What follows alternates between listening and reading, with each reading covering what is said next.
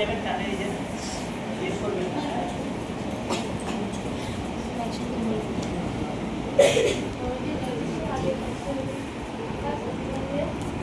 আমার আকাশকে দেখে একটাই কথা কি মনে পড়ছে, সেই প্রভুর বাক্যটা কথা মনে পড়ছে।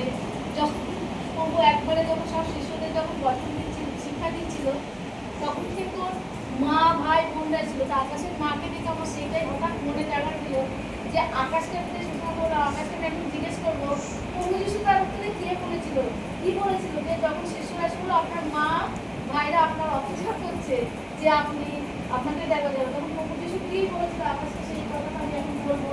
যে বলেছিল যে এই বাবার মা, এই বাবার ভাই, এখানে যারা সবাই আমার মা ভাই। তাই আকাশ তুই আমার জীবিত বাবাকে পেয়েছি, যখন প্রত্যেকের সবাই মা বাবা থেকে জন্ম হয়েছে, তার কাছে যেখানে দেখে সেখানে বলে আপনি কেমন আছে বলে খুব সবাইকে কেয়ার করে। তাহলে শুনেছি যে ও পাশে যতক্ষণ না খায় ও নাকি খায় না। তাহলে কে করে এটা যা পাশাপাশি যাদের বউ স্বামী স্ত্রী তাদের মধ্যে হয়, কিন্তু পাশাপাশির সঙ্গে ওর বিশেষ সঙ্গে তাকে আকাশ খুব ভালো। কেননা এখন 1 বছর হয়নি মনে এখানে এসেছে, কিন্তু যখন ও এসে তখন আমার ওর বাবা আমাকে দিদি বলে রাখে, ও আমাকে দিদি বলে রাখে। তা প্রভুকে ধন্যবাদ দেয় যে প্রভু এই মন্ডলীতে চাকিয়ে রাখার প্রভু তাকিয়ে রাখে না। সেও যে ভালো খারাপ ছিল না, কিন্তু আমাদের খুব ভালো মানুষ ছিল, একজন খুব ভালো মানুষ। মানে এরকম ভালো মানুষ সত্যি থাকে না, আবার দেখুন মাঝে মাঝে আবার বিগড়েও চলেও যায়।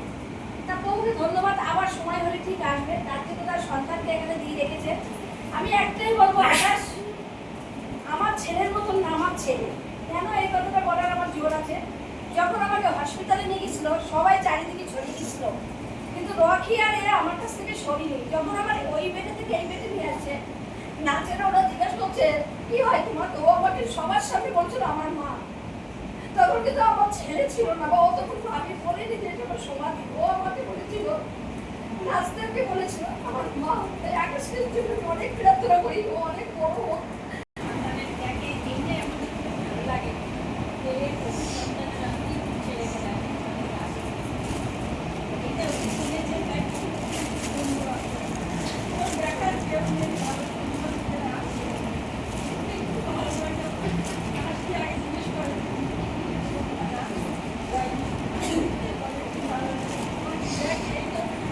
যখন যেটা কাজের কথা বলি ওগুলো সম্বন্ধে না জানলে এখন যাচ্ছি, মানে কোনো সময় প্ল্যান করবো না সব এই পেছনটা ঠিক করো, প্রত্যেকদিন আমাদের 3-4 করে এত চা দেয়। এইটা ঠিক না। সত্যি মানে চাপটাও হাতে নেয়, বলে আমি একটু স্মার্ট হয়ে গেছি, পকেটে কাপ দিয়ে কাউকে করতে দেয়।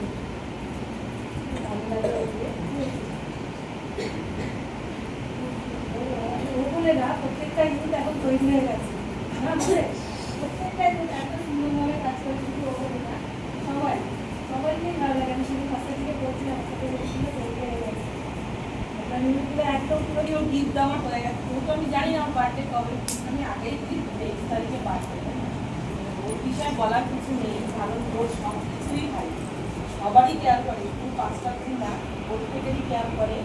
এবং ওর মধ্যে একটা গুণ ভালো আছে যেটা ওটা আমাদের বলা উচিত, ওর ঈশ্বরের বাক্যর প্রতি খুব ইচ্ছে আছে এবং অনেক কিছু জানার ইচ্ছে, ওর অনেক কিছু জানতে চায়, ওর ঈশ্বরের প্রতি ওর অনেক ইচ্ছে আছে। হয়তো ওর জীবনে কিছু একটা কষ্ট আছে, ওটা দেখে এটা আমি বুঝতে পারছি। আমাদের বাড়িতে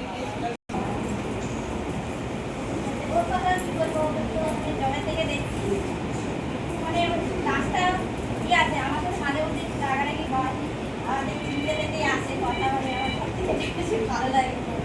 কবিতা যেটাই প্রার্থনা করবো ওর জীবনে ইচ্ছা কনভেনশন জানে, কারণ ও যে লাইনে চলে গেছে বলে না সব জায়গায় আমার কাছে আসতাম ঠিক সময় অবস্থা নিয়েছে, কারণ ও এখন বাজে লাইনে চলে গেছে। ভালো ছেলে আজকে বড় মধ্যে হেল্প করে দিচ্ছেন, বাড়িতে হাসি খুশি থাকবে না, ওকে বাচ্চাতে হাসি খুশি থাকলে হাসি একটু আবার বলে বেশি কান্না ফিরে যাবে। কাজটির সাথে সবাই তো সব কিছু বলে দিচ্ছে, সত্যি ও খুব ভালো ছেলে। আর প্রত্যেকটা সময় আমাকে দেখলে ওর একটাই কথা, আমি তুমি কি আমাকে কিছু বলতে চাও? আজকে যখন বললাম সেই সুযোগটা এসে গেছিল।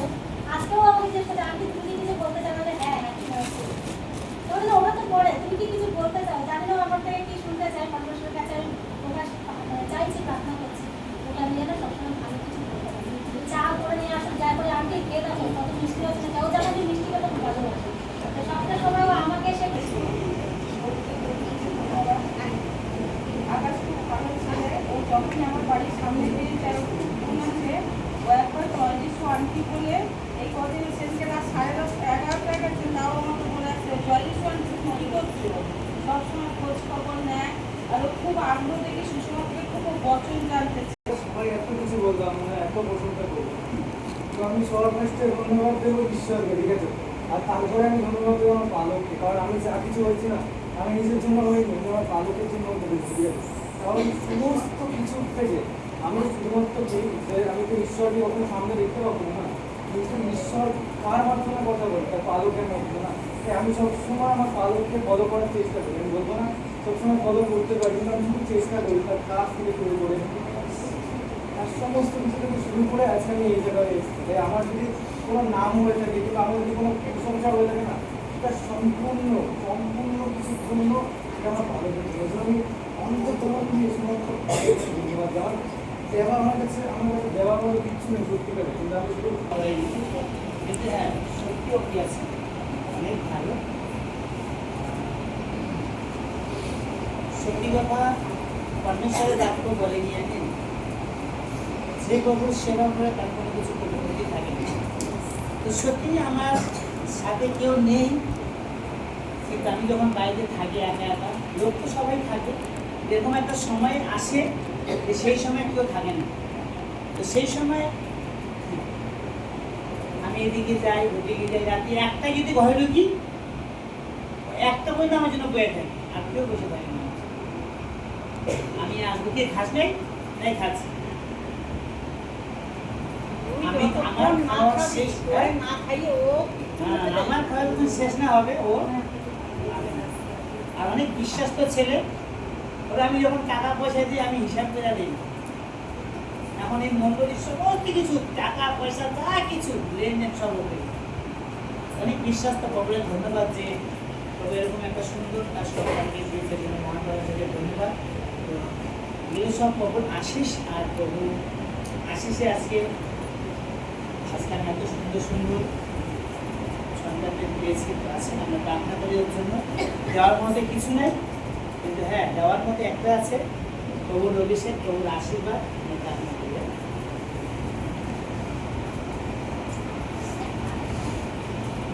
হালেলুয়া। মহান পরমেশ্বর, জীবিত পরমেশ্বর, রাজাদের রাজা, প্রভুদের প্রভু, স্বর্গ পৃথিবীর মালিক পরমেশ্বর পিতা, তোমার ধন্যবাদ।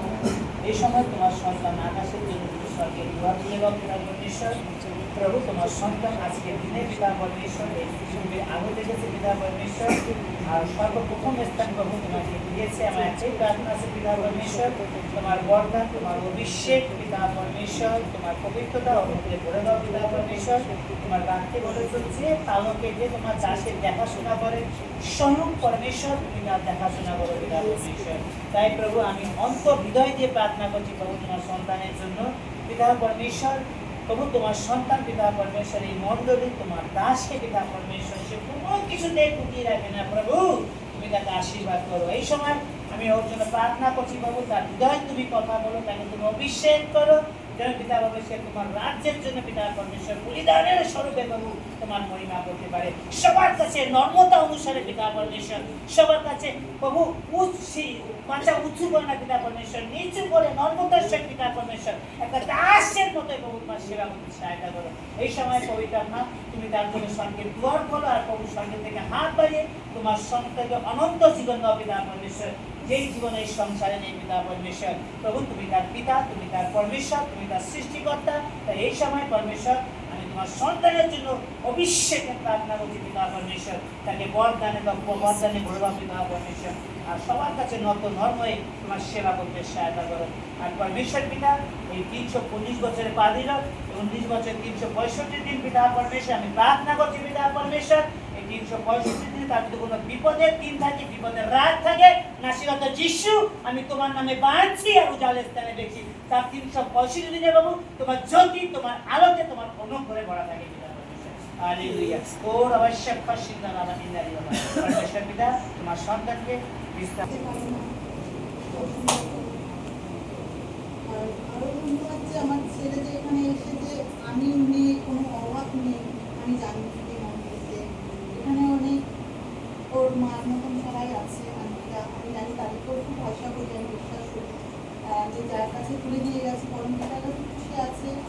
যে যে পাঁচটার যে বাবা সেও আছে, আর এখানে আমার আরও বয়স্ক যে দিদিরা আছে, আমার ছেলেকেও তারা আছে, আর ওরা তো আছে কর্মপিতা। আমি জানি আমি না থাকলে তারা যে আগিয়ে রাখে, আমি অনেক খুশি, অনেক আনন্দ। আর আমার ছেলে যে এখানে আছে, আমি অনেক খুশি, অনেক আনন্দে আছি, নির্ভয় আছি। আমি নির্ভয় কোনো কিছু নিয়ে আর আমি সবাইকে যত খুশি মনে বলতে পারি যে আমার ছেলে যেখানে আছে অনেক শান্তিতে আছে, ভালো আছে। আজকে আমি আসবো, আমার যে চাকরি করে কাজ শেষ করে আমি যে আসবো, আমি সবাইকে বলে এসেছি হ্যাঁ আমার ছেলের জন্মদিন, আবার সবাইকে পাড়াতে মিষ্টি মিষ্টি সবাইকে দিয়ে এসেছি।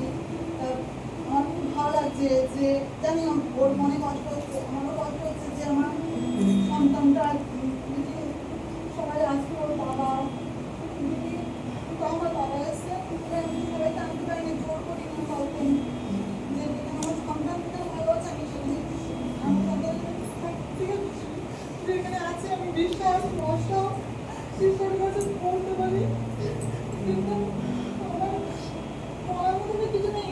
ঈশ্বর তো জানে। এই রকি একটু শর্ট, এই রকি, এই রকি।